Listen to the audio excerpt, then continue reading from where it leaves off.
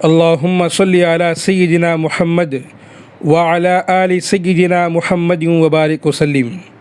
حدیث مبارکہ میں آتا ہے، اللہ کے نبی صلی اللہ علیہ وسلم نے ارشاد فرمایا، جو شخص اپنے مسلمان بھائی کو ایسے گناہ پر عار دلائے اور اس گناہ کا طعنہ دے جس گناہ سے وہ توبہ کر چکا ہے، تو یہ طعنہ دینے والا شخص اس وقت تک نہیں مرے گا جب تک وہ خود اس گناہ کے اندر مبتلا نہیں ہو جائے گا۔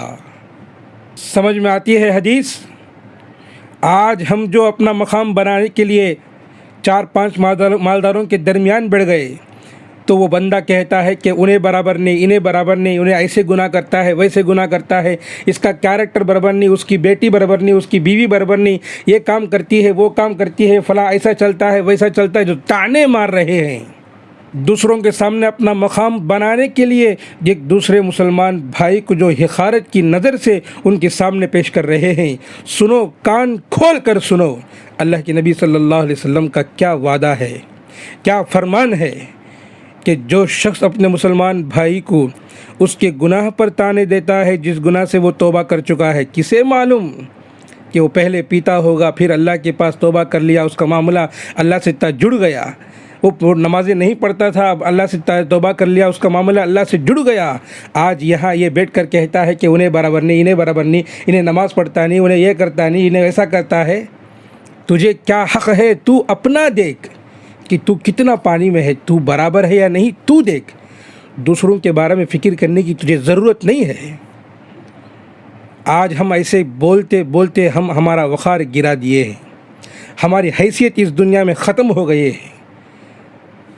آگے اللہ کے نبی نے فرمایا کہ طعنہ دینے والا شخص اس وقت تک اللہ تبارک و تعالیٰ اسے موت نہیں دیں گے، وہ نہیں مرے گا جب تک وہ خود اس گناہ کے اندر مبتلا نہیں ہو جائے گا۔ اللہ ضرور اسے اس گناہ میں مبتلا کریں گے جو وہ دوسروں کے بارے میں حقارت سے کہتا تھا کہ انہیں ایسا، انہیں ویسا۔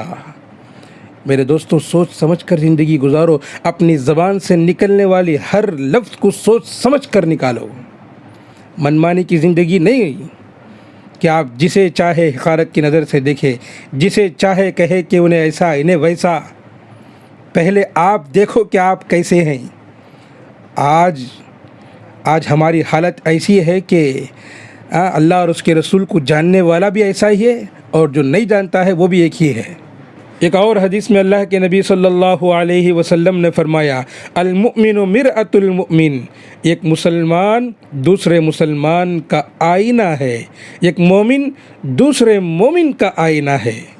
حضرت مولانا اشرف علی تھانوی رحمۃ اللہ علیہ فرماتے ہیں کہ اس حدیث سے یہ بات معلوم ہوئی کہ جب تم کسی دوسرے کے اندر کوئی عیب دیکھو تو صرف اسی کو بتاؤ کہ تمہارے اندر یہ عیب ہے، دوسروں سے مت کہو کہ فلاں کے اندر یہ عیب ہے۔ اس لیے کہ حضور صلی اللہ علیہ وسلم نے مومن کو آئینے سے تشبیہ دی ہے، اور آئینہ صرف اس شخص کو چہرے کے داغ دھبے بتاتا ہے جو شخص اس کے سامنے کھڑا ہوتا ہے۔ یہ آئینہ کا کام ہے۔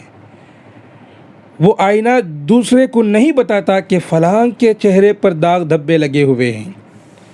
لہٰذا ایک مومن کا کام یہ ہے کہ جس کے اندر کوئی برائی یا عیب دیکھے تو صرف اسی سے کہے جس کے اندر وہ برائی ہے، دوسروں کے سامنے اس کا تذکرہ ہرگز نہ کرے کہ فلاں کے اندر یہ برائی ہے، یہ عیب ہے۔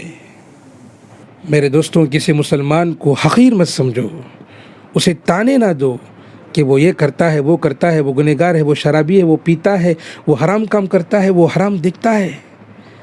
اگر اس کی اصلاح کرنا ہے تو جاؤ، خود اس کے پاس جاؤ، اسے تنہائی میں بلاؤ اور اسے سمجھاؤ کہ یہ ہمارے نبی کا طریقہ نہیں ہے، یہ ہمارے نبی کا حکم نہیں ہے، فرمان نہیں ہے۔ آج ہم ایسا سمجھانا چھوڑ دیے ہیں اور ہم 4 لوگوں کے درمیان میں بیٹھ کر اس کی غیبت کر رہے ہیں، اس کے بارے میں طعنے مار رہے ہیں، اسے برا بھلا کہہ رہے ہیں۔ ارے ہو سکتا ہے کہ وہ توبہ کر لیا ہو، اس کا معاملہ اللہ سے جڑ گیا ہو، پھر تمہارا کیا حال ہوگا؟ اللہ سب کی حفاظت فرمائے۔ آج مسلمان اسی لیے برباد ہو رہا ہے کہ آج خود کو بڑا نمازی، بڑا پابند، بڑا اللہ کا قریب سمجھتا ہے اور دوسروں کو تانے مار رہا ہے کہ انہیں ویسا، انہیں ایسا، اس کے گھر میں برابر نہیں، یہ برابر نہیں۔ اللہ سب کی حفاظت فرمائے، اللہ مسلمانوں کے اندر محبت پیدا فرمائے، اللہ مسلمانوں کی عزتیں بڑھائے، اللہ مسلمانوں کو سوچ سمجھ کر زندگی گزارنے کی توفیق عطا فرمائے، اور مجھے بھی آپ کو بھی اس مصیبت سے حفاظت فرمائے کہ ہم دوسروں کو تانے دیں۔ Thanks for watching Al Hassan Zahir Official. Don't forget to subscribe.